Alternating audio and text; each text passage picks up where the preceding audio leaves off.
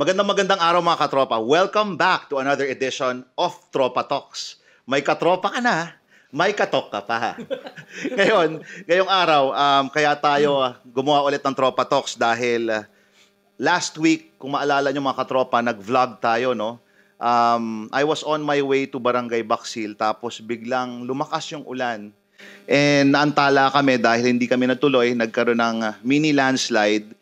And nagkaroon ng baha din sa upper parts dito sa ating syudad ng San Fernando. And then, nung nag-vlog ako, ang dami pong comments. And ang dami rin po ninyong suggestions. Kasi tinanong ko rin po kayo kung ano ba talaga ang problema. And I think it's about time to talk about this. And nag-imbita tayo ngayon ng isang special guest natin na ang profesyon niya is, aside from being an architect, environmental planner siya, para makapagbigay rin siya ng insights. And siguro, kung may solutions din siya na maibigay sa atin and ideas to present to help us ease with this problem nga na perennial na flooding dito sa ating bansa. So, kanina, nag-Google search ako. Tinanong ko lang si Google, how prepared is the Philippines when it comes to flooding? Ito ang sagot niya.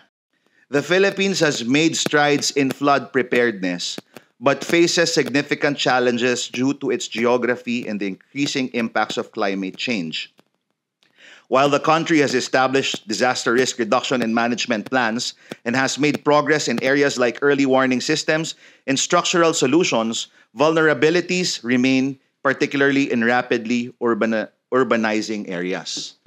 And we know for a fact na ang Pilipinas, sa loob ng isang taon, mahina yata yung 15 na beses o 20 na beses na dinadaanan tayo ng bagyo. Alam na natin yon, realidad na yon, na tayo ay binubuhusan ng maraming volume of water. So ang tanong, may magagawa ba tayo or dapat bang tanggapin na lang natin na talagang dinadagsa tayo ng ulan? 'Di ba? So kaya ngayong araw, inimbitahan natin ang isang katropa, isang kaibigan. Ipapakilala naman natin siya, no? Siya ay isang architect. Ngunit maliban sa pagiging architect, ENP rin siya or environmental planner. Tama po ba, sir, no? Yes, sir. Si Sir Marlon Nidwaza, an architect and environmental urban planner, graduate of BS Architecture, St. Louis University in 2003. Nako, mabubuking ng ating mga edad yan, sir. Nalaman na agad yung He has over 20 years experience in architectural design, urban planning, project management, and construction. Has worked and collaborated in Singapore, ASEAN, and the Middle East for 10 years with multinational firms and international government agencies.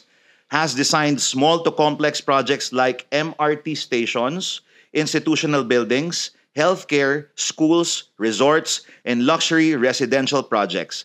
A master's program candidate for Master in Management Environmental Planning at Philippine Christian University.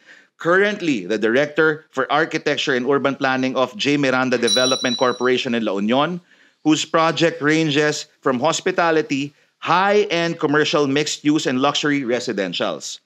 A member of the Philippine Institute of Environmental Planners La Union Chapter, the incumbent President of Philippine Institute of Architects La Union Section, past chapter president of United Architects of the Philippines La Union Chapter, a green building and city beautiful advocate. Let us welcome architect ENP Marlon Nidwaza. Wow. Napaka naman natin, sir. Thank you very much, Sir Alf. Napakabusog sa intro pa lang, sir. No? Ang haba, pasensya na, Sir Alf. It's Okay been lang. an honor and pleasure to be invited, no, with this with your Katropa Talks, no. Yes. I believe yung listahan diyan, actually sana pinaiksi na lang natin, but the main part of it is being an architect and an urban planner by itself, no. So it's always a fulfilling career to be in this part, but itong timely na to, pagiging ganito na meron tayong disasters, meron tayong so natatanong, bakit ganito, bakit ganyan, no? Yeah. Ikaw bilang urban planner, ano yung alam mo, paano tayo makakasulong sa ganito? Sir Marlon, no?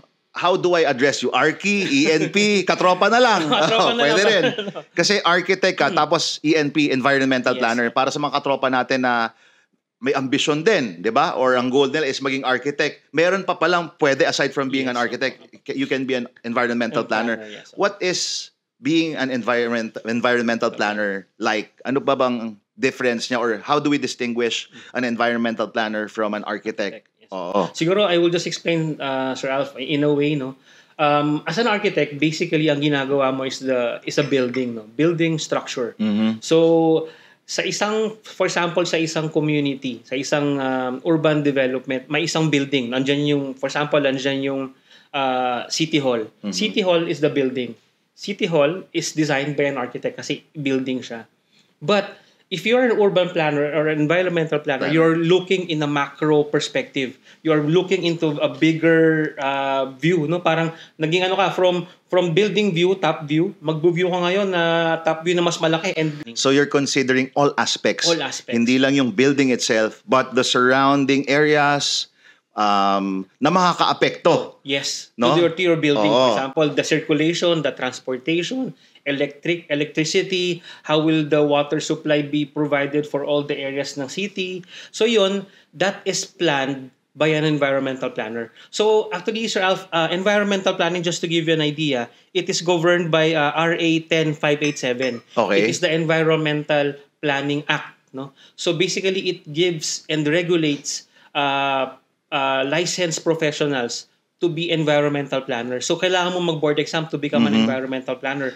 And sino ba yung pag environmental planner ka na, saan ka pwedeng pumunta? Basically po, sa environmental planning, makikita niyo yan on the background lang sila. Okay. And you will see them sa planning department ng Tama munisipyo, city, and our province. And that's mandated by law. Yes, na and kailangan. mandated by law. And I think that's the way development should be, na kailangan considerate tayo sa surrounding areas. Hindi lang pwede kung ano ipapatayo natin. Like yung sinabi ko sa vlog, yun lang iisipin na. Hindi, kasi connected tayong lahat sa isang community, sa isang barangay, sa isang city or municipality. We are all connected.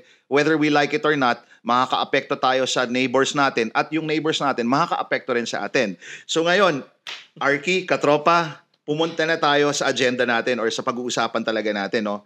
Which is flooding, no? Yung na-mention ko kanina about the Philippines being visited by typhoons at least 15 to 20 times a year. So alam talaga natin na ang Pilipinas ay dinadagsa ng ulan, no? And would you imagine the volume of water that, that poured down sa soil natin? So ang tanong, maiiwasan ba talaga ang flooding, or do we just have to accept the fact na ang Pilipinas ay talagang nabababad sa ulan? Actually, magandang question yan. No? Actually, sa totoo lang, we cannot really go about flooding. No?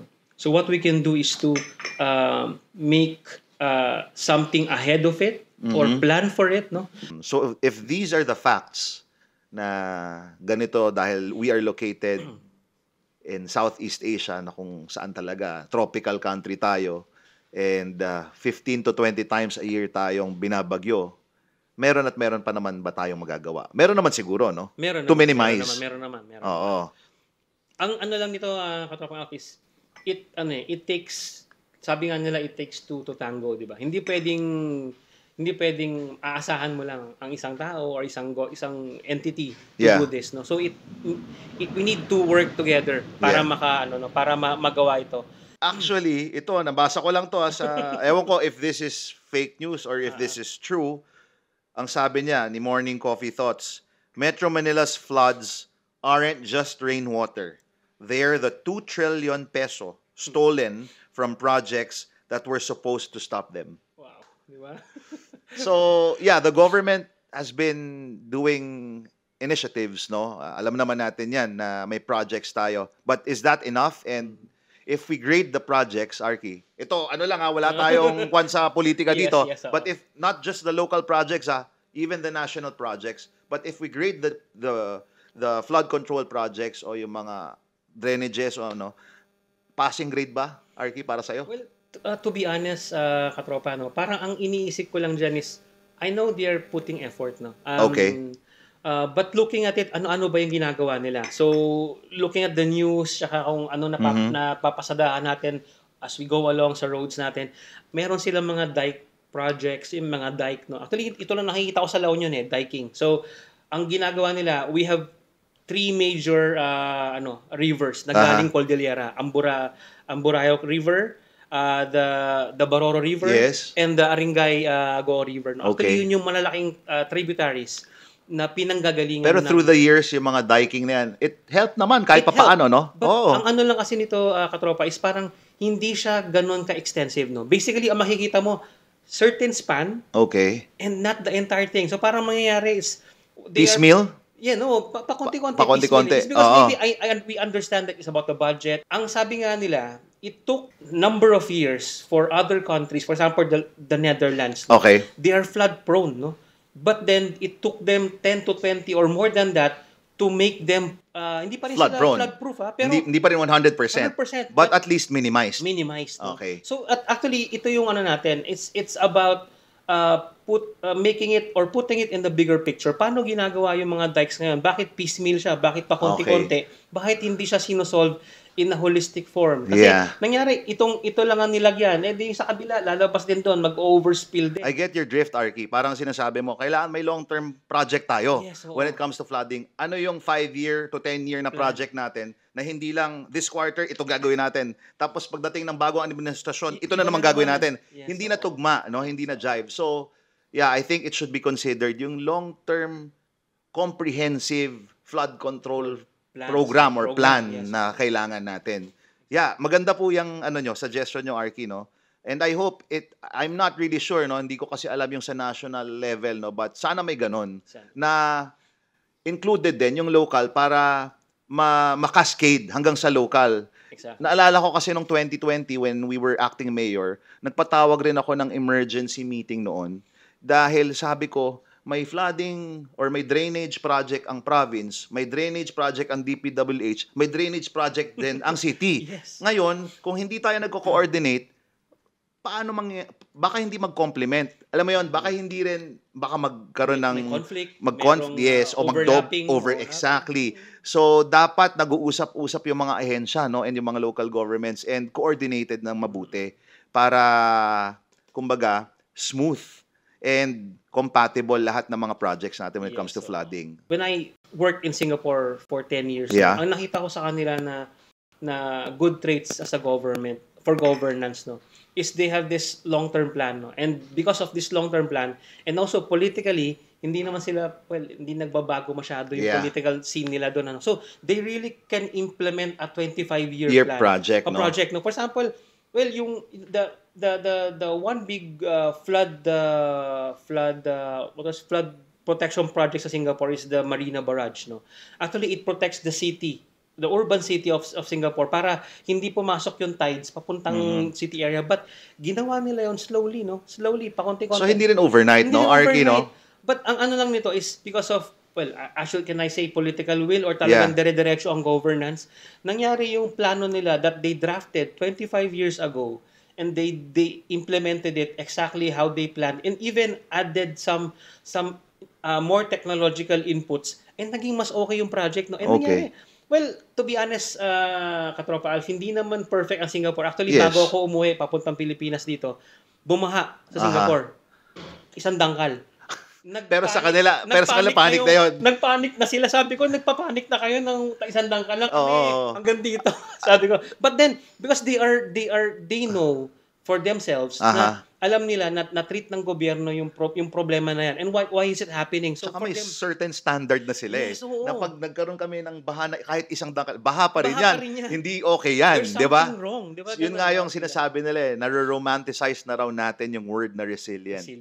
Kasi parang sanay na lang tayo na mabagyo, masiraan ng bahay, 'di ba? Tapos hindi babangon tayo, pero hindi dapat ganoon yung natin. We have to prepare.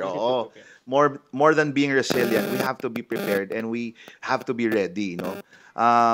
So yun, kung kaya ng Singapore, Arky, ang tanong, kaya ba natin? Kaya ba natin? If you go to BGC, no, considered a green and a lower risk urban development. But it's still in the Philippines. In the Philippines. Because naiplan siya ng mabuti. Totoo. No? Naiplan siya ng mabuti. How can you say it was planned? No? Pag pumunta ka doon, wala ka naman makikitang mga nakalabas na kuryente, di ba? Wala mga spaghetti straps na nakalagay sa underground lahat, no? Mga wires. Tapos orderly yung traffic man, pero kahit papaano, orderly siya. How is it the water supplied? I'm not sure kung alam ng lahat, but they have a big impounding area in the middle of the BGC Rotonda. That's where the flood, flood yata ng buong Taguig yata, baka pumupunta pa doon. And then they retain it and then after the storm, they flush it to the ocean. So they retain it so that hindi pupunta sa mga kalsada and those things. So it can be done as long as sana yung mga na plano or mga na-visualize or na-conceptualize ng mga planners natin is nagagawa and Na-implement. Nasusunod yung tamang plano. Yes. And this is how critical you are. Kayong mga urban planners and environmental planners. When you say ba environmental planner, urban planner na rin. Yes. Isa lang yun. Yes. Okay. Ang ano nga sa ang ano nito is every town, every municipality has this meron tayong municipal development coordinator, no, or sa zoning natin, no. Ang trabaho ng environmental planner or ang zoning officer is to basically control kung ano yung land use natin. And by controlling the land use, maraming kino-consider doon yung hazard, yung mga zones na yan, yung commercial zones, no. Yung planner, ang trabaho niya is to identify ano yung mga hazard area where you cannot identify as a residential area. Kasi pag sinabi mong hindi pwede, kasi sinabi dyan na during big typhoons, umaabot ang tubig dyan ng 1 meter, 2 meter, hindi pwedeng tumira dyan. Tama. So, ginagawa po dyan sa comprehensive land use plan ng bawat munisipyo, bawat city, ina-identify ang mga hazard areas. And sinasabi dyan na hindi ka pwedeng magtayo dyan, hindi ka nila bibigyan ng building permit kasi sasabi nila hazard yan. That's why mother of all plans talaga ang CLUP, di ba? The Comprehensive Land Use Plan. And very critical talaga ang planning office ng isang munisipyo or ng isang syudad. And dapat may political will din talaga ang mga leaders natin. Kasi kung sabihin hindi pwedeng malambot. Talaga hindi pwede. Kasi long-term naman yan benefit naman yan ng kabuuan So anyway, napag-usapan na natin Singapore, Netherlands, and kung kakayanin natin. No? Pero may mga nag-comment kasi doon sa vlog ko, Arky, na parang hindi naman sa sinisisi, no? Pero one big factor is also human behavior and discipline. Itong si Daphne Dumo Berner, sabi niya, proper garbage disposal is a huge problem in our city.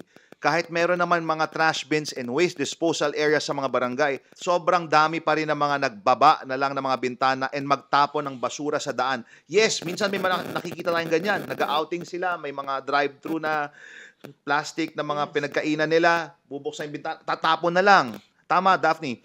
Pati mga naglalakad na meron bit-bit na chichirya o kung ano man yan, pagkaubos, rekta, ihuhulog na lang sa mga daan. Mga nagsisigarilyo na ipinipitik na lang sa kalsada ang naiwan na upos. Bato-bato po sa langit ang tamaan, wag magalit ng upos ng sigarilyo. Kayo pong mga nag-iossi po, maging mindful naman tayo. Maliit na bagay pero nakolekta ay ubod din ng dami. Pag nakolekta, ubod din. Tama yun. Kung yari, lahat na nagsisigarilyo, pagsama-sama mo yung mga upos nila in one day, kung 1,000 tao yun, di 1,000 upos din yun. Arky, di ba?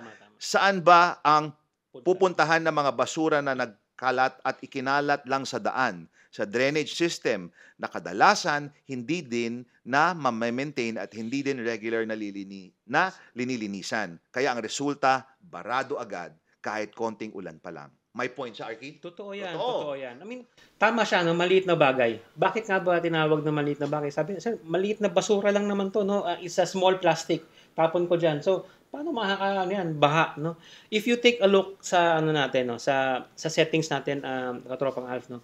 The government, to be fair with them, we've been putting flood drainages, no? Okay. For example, you go to, local setting natin, you go to sa main highway natin. Yeah, si DPWH dyan na mga... Ang lalaki ng mga culverts dyan, ano? But the problem is, dahil doon nga sa mga maliliit na basura, no, na nanggagaling, actually, kung titignan mo, hindi lang naman galing sa CBD galing yan. Mm-hmm. It came from those maliliit pang mga kanal na coming from the residences and yung sa upstream, meron pa yan. So yung mga maliliit na yon, it all goes down, pababa, sa CBD natin and joins the big culverts, no?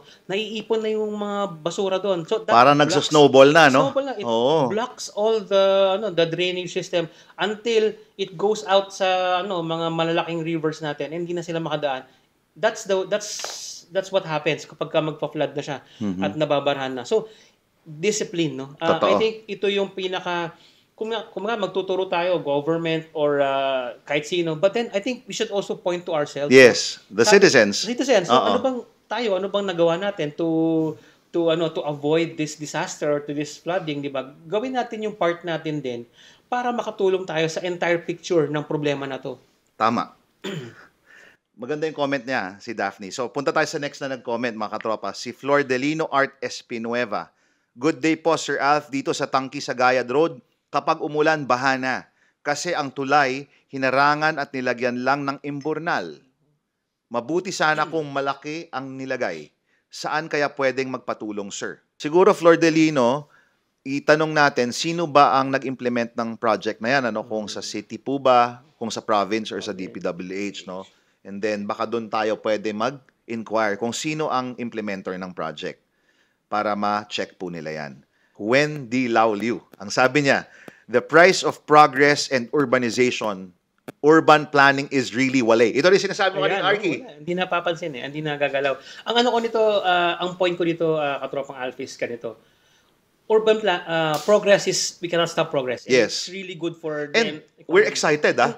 Kasi dumating, naalala ko 90s, dumating si McDo, dumating si Jollibee, excited tayo. Ito, si SM ngayon, parating. Si excited na naman tayo kasi it will generate jobs. But are we, tama yun, kino-consider ba natin yung mga effects niyan? Exactly. No? Ang ano ko nito is, we accept progress, but we must mitigate kung ano yung pwedeng gawin natin to avoid yung yung pwedeng impact nito sa environment. Kaya actually pag nag-apply ka nga ng mga development ngayon, they will be lalo na yung malalaki. Mm-hmm. They would DENR would require you environmental impact assessment, no? Ano ba 'yon? Kasi ang sinasabi doon, pag nagtayo ka nito because of your maraming CR yan, maraming lalabas sa sa sewer natin and those things. Kasabihin mo yan and you must be able to answer that question. Siguro on urbanization part, katropa, no, ang pinakamalaking sa tingin ko lang naman na pinakamalaking problema natin because of nangyayari tong flood na to is because sa sobrang urbanization, we are putting in too much paved areas, no? Yeah. I mean, tignan mo puro kalsada, tama. Puro mga malalaking parking area. So ang water natatrap na or doon na lang contained. There's no way to water to absorb the soil. Yun naman ang natural way in other countries, in Japan, they call the city sponge city. Kasi yung sponge, 'di ba, nag-absorb yes. So yung soil nila, they make it more permeable or nagpe-percolate kagad yung tubig. Pagka umulan, it will just absorb the water. Ganun dapat ang natural. So, ang development natin, more than development, it should be sustainable development. Yes. So, parang ang idea mo, Arky, is instead of concretizing, sinisemento lahat, parang dapat mag-leave ka ng areas kung saan pwede ma-absorb ng soil yung water. Yes. I would easily notice, no? I mean, sa mga towns ng La Union, most of our plazas are already concretized. Yeah. And because of that, there's no way for the water to go in. Saan pupunta yun? Sa drainage mo na ginawa mo na mapupunuan lang ng basura and those things na dahil sa hindi disiplinado mga citizen, doon pupunta. But if you have provided permeable solution para sa bababa lang din sa... Tama. So, malaking tulong rin yung trees, no, Arky? Yes, because ina-absorb nila yung water. But, yun nga, yung nangyaring itong huling bagyo na once in how many years naman, no, na naging pinsala naman yung punong kahoy dahil natumba. So, paano natin maiano yun, no? Saan tayo lulugar? Di ba? Magtanim ba tayo, pero magiging problema rin siya? Or long term, mas okay pa rin magtanim siguro? Mas maganda pa rin magtanim. Because, I mean, it's siguro that's where planning is comes in, no? Kung saan natin tatanim, kung anong klaseng puno. Ng mga puno dyan, of course, pruning. If you can prune or can go around with the trees, no, try to do that instead of cutting it because yung puno na yon, it really holds the soil and also makakatulong sa absorption. If we remove it, it will be more problem, no? Mas malaking aside from the water retention ng puno, yung temperature rin natin because yung oxygen level natin nakakatulong din ng trees, no? So sabi ni Wendy Lau Liu, urban planning is really wale. Madami ng structures pero hindi mapagtuunan ng pansin ang drainage system at magawa din sana tayo ng catch basin or lagoon ng LU. Sa ganitong klase ng sakuna, ipinakita lang ng kalamidad na hindi pa rin tayo handa at ang daming dapat ayusin sa ating probinsya. Totoo yun, Arky, no? Tama yun. Actually, tama siya doon, bakit hindi tayo mag-provide ng lagoon, no? Kasi, well, lagoon, pag sinabi mo kasi ng lagoon, nakala mo lake, no? But then, Water impounding? water impounding. Okay. It can be designed in a way that the area na pwede mong i-assign na catch basin or lagoon is still magagamit mo for other activities, no. And one example, actually parang katropang Alfie, I went somewhere sa Bacnotan and nakita ko yung parang I think Busawit Dam ba yun, no. Okay. Actually parang abandoned siya when I went there. Sabi ko, bakit hindi ito gamitin as impounding ng galing sa natin. And we need those impounding naturally or hindi natural para bago pa siya pumunta sa mga towns and CBDs natin is ma-impound muna siya to hold the water, and maybe we can use it for other purposes. For example, during tag-init, we hold it and we treat it and then use it for water supply. Actually, sa ngayon, ang water supply ng San Fernando, Kasi San Juan, problema natin tubig pagdating ng summer eh. Pero diba? pag tag-ulan, problema Sobra-sobra naman. Sobra-sobra Extreme. naman. So, tama. Pag panahon ng tag-ulan, mag-impok tayo, mag-save tayo ng tubig para pagdating ng tag-tuyo or summertime, is meron tayong magagamit na water. So, ito mga nasabi mo, Arky, pwede na i-incorporate sa sinabi mo earlier na dapat meron tayong comprehensive, long-term flood control mitigation program. No? Si Jovi L. Legado, nagsabi siya, Sir, maganda po yung naging initiative noon. If I remember correctly, around last year, na bago magsimula ang tag-ulan o bagyo, season ay may mga nagpupruning na mga puno. Tama. Along national highways, malaking tulong po ito kasi nakakatulong mapababa ang pagbabara ng mga dahon sa drainage systems. Dati rin po, napapanahon ang pagkolekta ng basura. Ngayon po, umaabot na ng 1 linggo o higit bago makolekta. Kaya nagkakaproblema na rin sa tambak ng basura. Sana rin po sa level ng mga barangay magkaroon ng mga programa para sa proper waste disposal and environmental cleanup. After ng bagyong Emong, marami pa pong nakakalat na basura at mga dahon. Yung iba po, nangangamoy na rin. Mainam po kung makapagpatupad ang bawat barangay ng mga programa like lingguhang barangay cleanup drives in all areas sa barangay. Shout out po sa ating mga magigiting at masisipag na barangay officials. Ito po ay suggestion lang ni Jovi L. Legado. Proper waste segregation awareness campaign, samahan na din ng libreng trash bins or large container drum and regular clearing of canals and drainage paths. Yan po naging problema ngayon dahil sa mga dahon na hindi nalinis. Sabi naman ni Joy Narum, siguro po need linisin or paluwakin ang mga kanal o pagdadaluyan ng mga tubig kasi now sobrang bilis na po ang pagbaha. Like dito sa akin, ilang oras lang, malapit na naman kami pasukin ng tubig po. Pwede ba yun? Kung may existing kanal ka ng Arky, pwede mo pa rin palakihan? Well, it depends, no, katropa. Parang depende yan kung yung body of water na yan is nakaplat yan sa sa water code. For example, if it's a natural river or talaga, actually dapat ma-maintain yung width na yan. Even natin, sa totoo lang, isa pa yan na dapat binabantayan natin, no. Aside from urban planning is building control, no. Okay. Una-una, bakit ka magtatayo sa tabi ng river, no?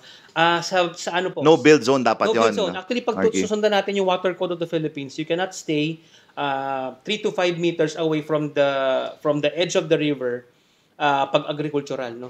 Pagka nasa dagat ka naman, it's about 25 meters. Of salvage zone. So, pag yun, sinundan mo, it is written on the code or the law. Kasi alam natin na pag lumapit ka doon, sa area na yon is pwedeng umapit flood prone siya. Flood prone talaga siya. Okay. So somehow on our part, no, kasi minsan tayo sabi natin kasi gusto ko lote ko nasa tabi na sa kanto na diyan. So nangyayari, we are just thinking of ourselves, no, pero hindi natin nakikita na we are putting our life at risk din naman, no. Actually naging part ako ng zoning land use ng Bacnotan, Katropang Alf, no.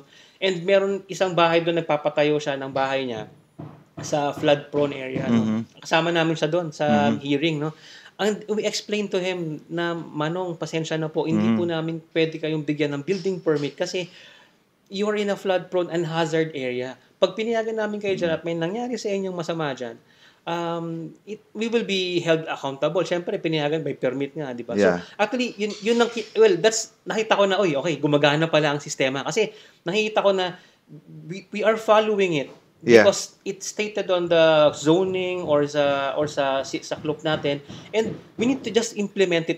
Sabihin natin kay Manong, kay Manang na sorry po, hindi po talaga kayo pwede dyan. It's for your own protection. It's for your own good, di ba? Yeah, kaya pala pag tiyempo ng mga bagyo, karamihan talaga na lumilikas or yung mga evacuees are from the coastal From barangays, the coastal no? barangays and the rivers, no? Oo. Malaki kasi yung, if you go to Amburao River, ang problema dyan is sobrang quarry, no?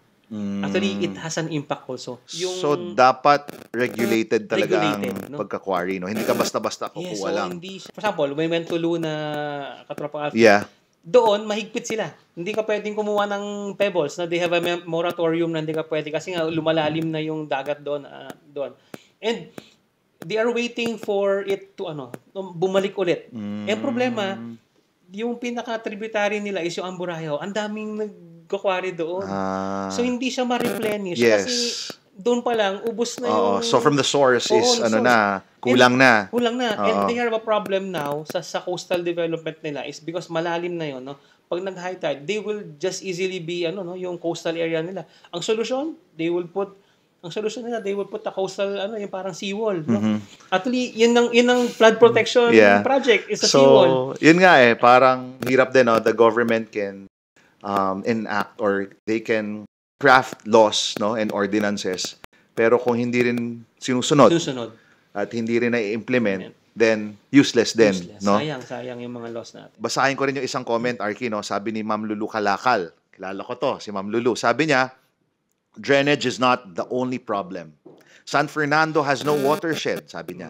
Hence, when the hills and all adjoining areas are fully saturated with water, excess water from heavy downpour will surely find its way down, causing heavy flooding in low-lying areas. So I think what we need is the installation of series of water impounding dams or water collecting reservoirs. Yes. Sabi mo kanina, in the upland portion, example, Kadaklan, etc., in order to minimize flash flooding.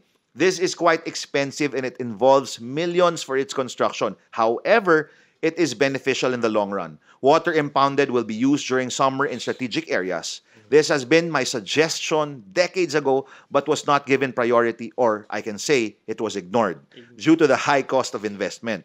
How about looking into the several water treatment facilities that were constructed? These are in millions of funds but accordingly, they are no longer operational, meaning it's a waste of money. It should have been used in more relevant projects. Wow, diba? That's Ganda. Real talk yun, no? Totoo. Oo.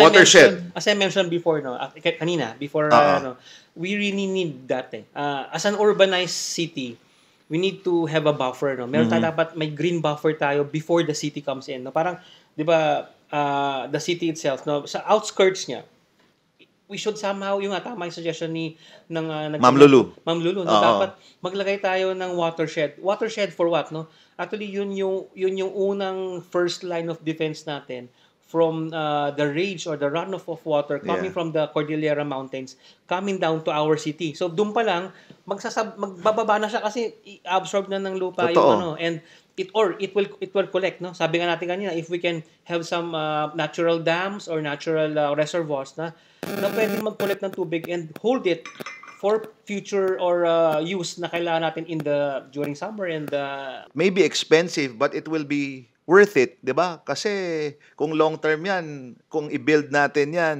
then we will see the effects na ma-minimize talaga ang flooding definitely kung well planned, no? And well implemented. Oo, well planned and well implemented. Yes. Sabi ni Cam Elizares, regular na Linis Canal program, tree planting at riverbank greening, rainwater harvesting projects sa mga barangays, solid waste management campaign, flood resilient zoning and housing guidelines, i-review at higpitan ang building permits sa mga flood-prone areas, drainage mapping at desilting. Need nang i-update ang mapa ng mga kanal at daluyan. Tama siya. Okay to. Exactly. Oo. Tama. Dapat i-update yung existing na mga canals. Kumbaga, ba inventaryo ba tayo? Kung like nangyari sa city, alam ba natin yung mga canals and waterways ngayon? Ang reference niyan, Katropang Alf, is basically from the DNR. No? DNR has this, what they call the cadastral mapping. No? Cadastral mapping shows what is the alienable and non-alienable lots natin. So, pinapakita ron sa yung mga rivers natin. And, pag napunta ka doon, yung development mo within that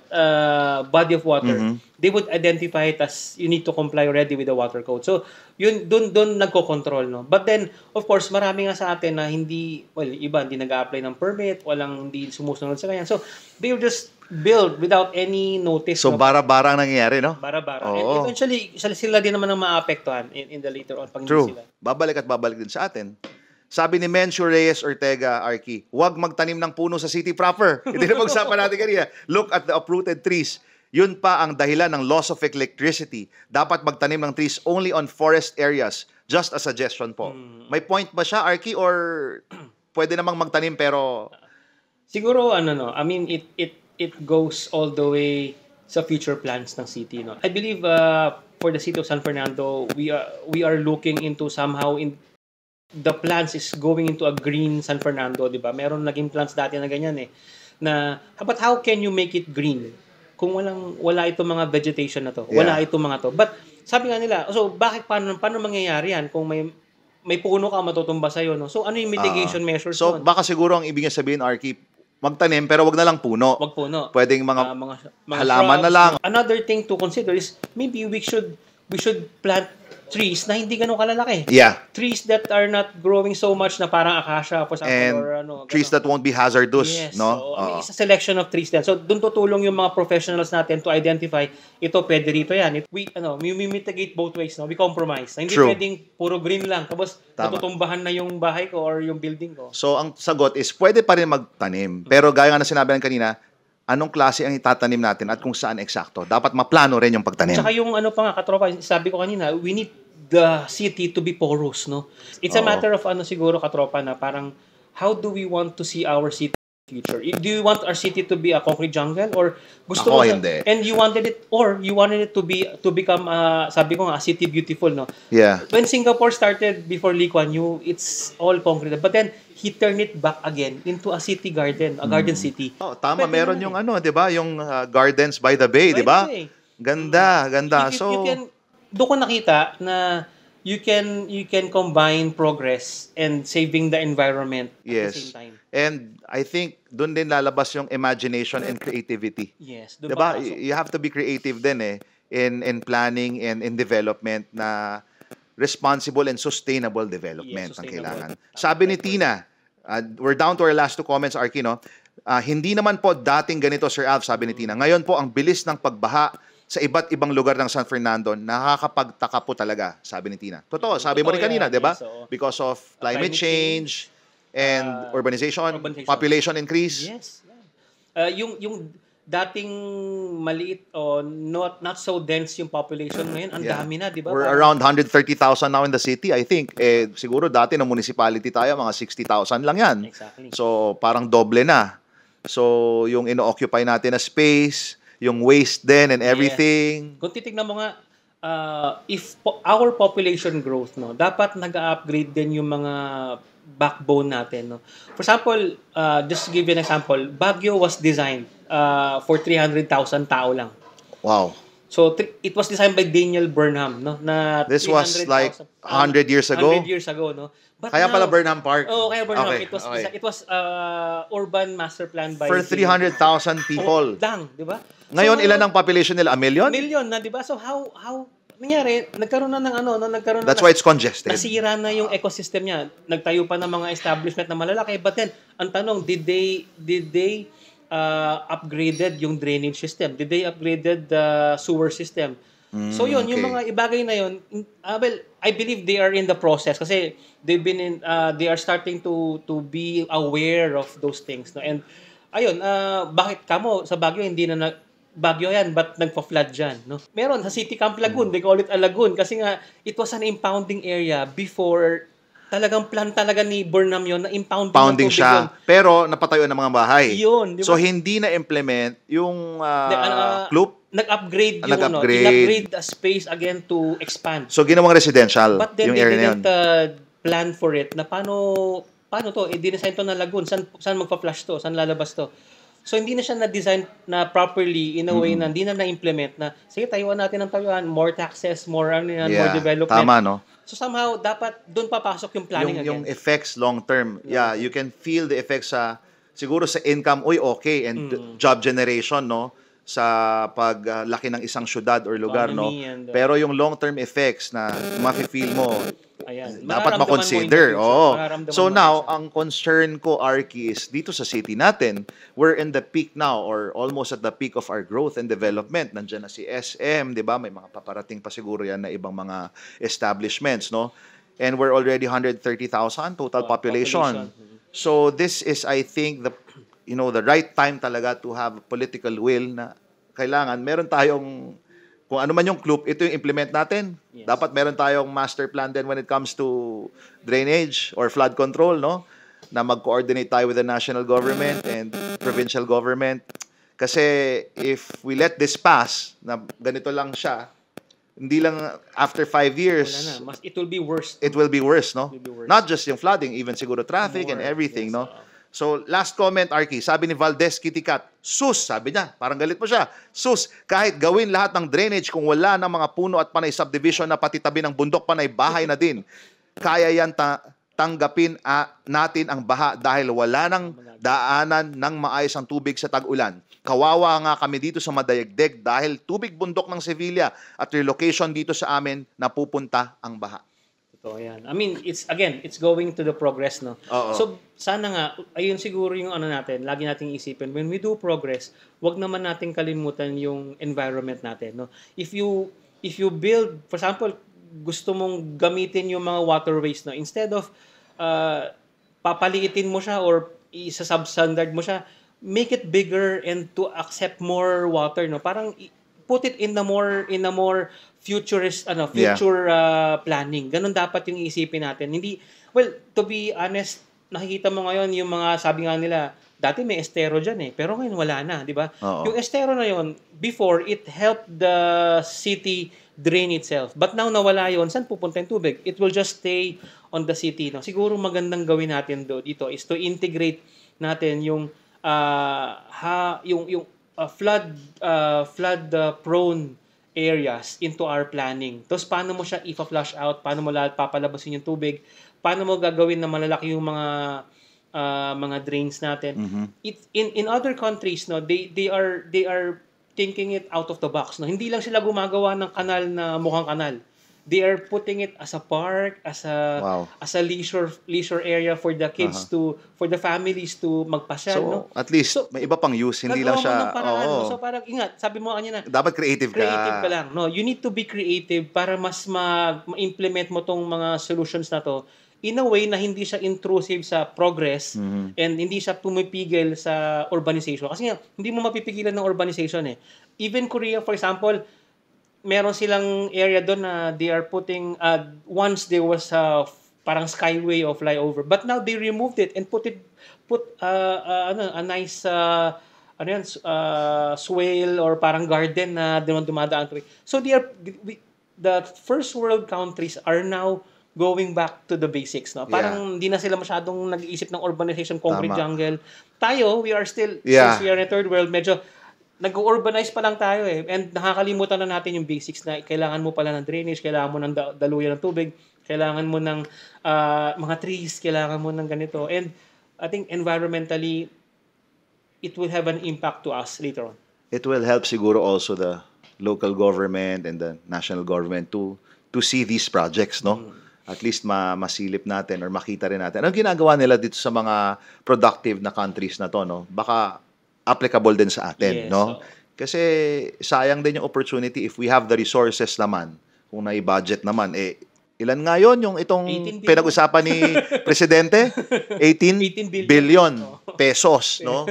And sabi nga, parang top 15 contractors paulit-ulit lang, di ba? So at the end of the day, it still boils down hindi sa infrastructure, sa choices pa rin yan ng tao at sa disiplina pa rin, ano? May it be government, may it be citizens. So, Arky, mag-isang oras na tayong nagkukwentuhan. Parang 5 minutes pa lang.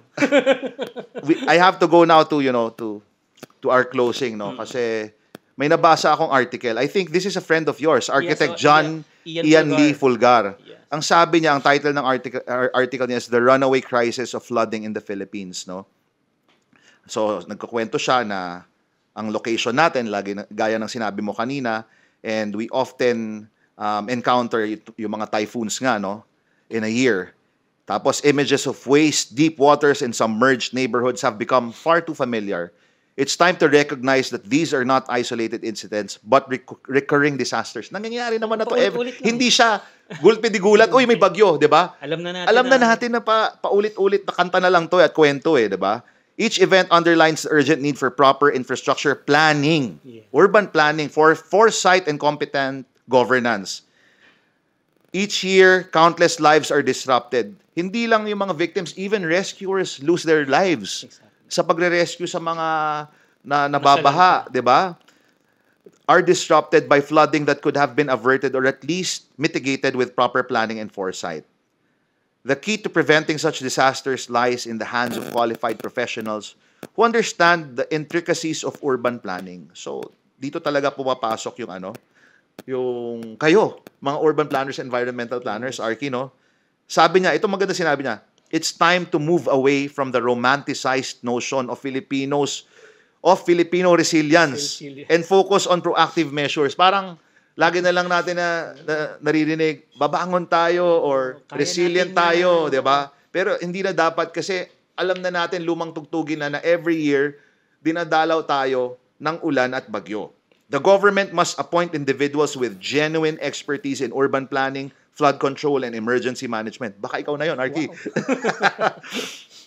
Ito, tas nag-mention siya ng mga international solutions to flood mitigation, which na-mention mo kanina sa Netherlands, and then mayroon din siyang sinabi about Japan. And talking of Japan, earthquake-prone country rin siya. Diba? Every year, how many times na nagka-earthquake? But they're always prepared and disciplined, no? Yes.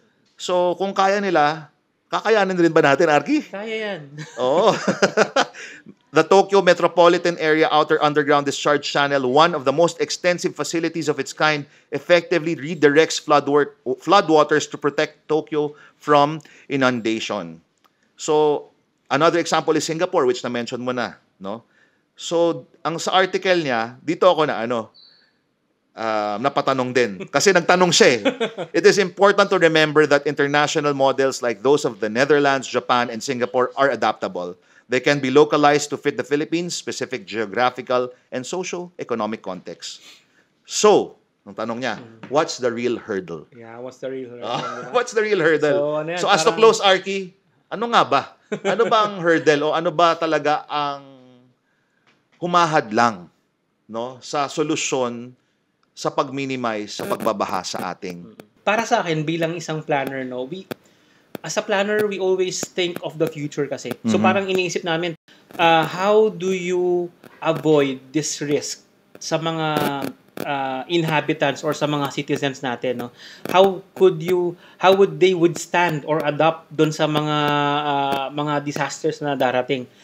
So ang ginagawa ng planners, they will do research, do draft. Ang dami-dami, alam niyo ba yun, katropang Alf, ang dami-daming ginagawa ng planner. If you go sa mga opisina, ang daming mapa dyan na nagsasabi ng paano minomonitor yung mga hazard zones, paano yung landslide areas. And they are plotting it. Actually, dami na kumukuha ng mga talagang urban planners, nagma-master plan ng mga ganito. Because they know or they understand that we need professional help.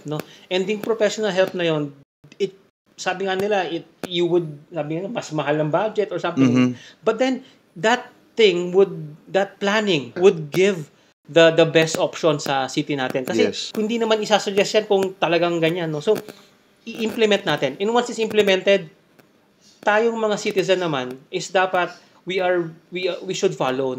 Hindi pwede na, hindi ako susunod dyan kasi kilala ko naman si ganyan, di ba? And akong bahala dyan. So, yun ang problema from the top to the bottom. Bottom. So, nakita mo doon, katropang Alf, parang dapat lahat tayo tumutulong. Hindi yan so, in the end, Arky, and as to close, mga katropa, ang natutunan natin dito, it's a collective effort, And ang naaalala ko dito, sa larangan naman ng education, yung lagi nilang sinasabi na it takes a village to raise a child. Yes. Di ba? Ito, dapat lahat tayo gumalaw. Hindi lang yung gobyerno. Pero yung napag-usapan natin kanina, it all starts with discipline eh. It starts with discipline talaga sa pagtatapon ng basura ng tama and sa pag-i-implement ng tamang batas. And at the end of the day, lahat naman tayo dito makikinabang. So, it's really time to put effort, And we have to be consistent. Hindi pwedeng selective lang. Ay, today medyo tamad ako. Kailangan, dyan lang muna. May double standard tayo. Yes, Sana we have to be consistent. Maraming salamat, katropa. Sana marami kayo natutunan. And Arky, baka may gusto kang batiin or shout out before we end our Tropa Talks. Thank you. Again, thank you very much, Katropang Alf, for having me here. Sana meron tayong voice din eh. So parang sabi nila, sana lang merong magsabi na, well, it's good na merong mga urban planner na mga sikat na nagsasabi ng mga ganyan. But then, on the local point of view, sana maintindihan din ng mga citizen natin na that we are, may gumagawa ng trabaho. And it's just that it's not implemented or half cooked siya. But then lahat tayo dapat meron tayong collaboration. And from as a citizen to agency to the national government, we have all our part on this. It starts from us na ngayon, na nakikinig ngayon sa Tropa Talks natin. And I hope everyone is safe after this disaster. And in behalf of the Philippine Institute of Environmental Planners, we hope that all of you appreciate the efforts of the planners and the architects. Shout out to all our environmental planners, urban planners, and architects who are watching.